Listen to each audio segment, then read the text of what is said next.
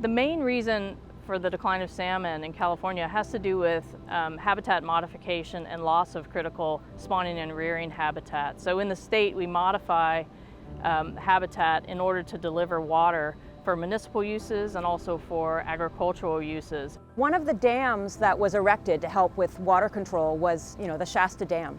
And so the Shasta Dam, when it was finally finished in the early 1940s, it in fact created Lake Shasta. And what that resulted in was that basically there was this large lake that was behind the dam, and it flooded the sort of existing river system that was there. From a Chinook salmon perspective, it blocked the return of a number of different runs of Chinook salmon back into the McCloud River, but it also flooded indigenous lands.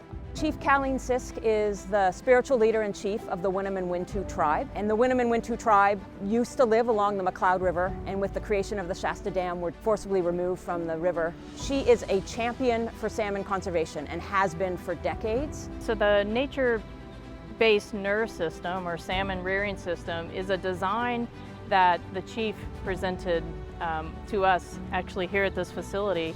And she drew what she imagined to be a really nice rearing habitat for her salmon. And so that system includes a rearing pool that the salmon can volitionally hatch into. They rear in that pool with native rocks and plants and the medicines.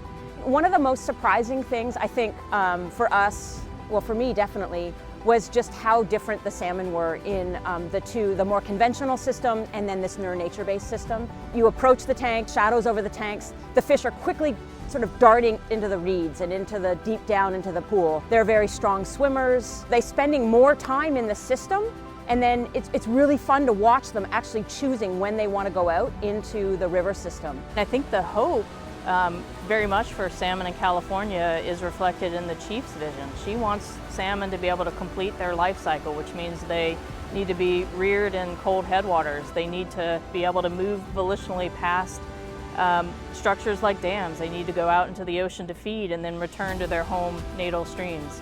And so I think that is the future, and technology and science and partnerships, I think, are helping us get there. So doom and gloom if we do nothing, but we have many tools, I think, in our toolbox that will help us conserve the salmon.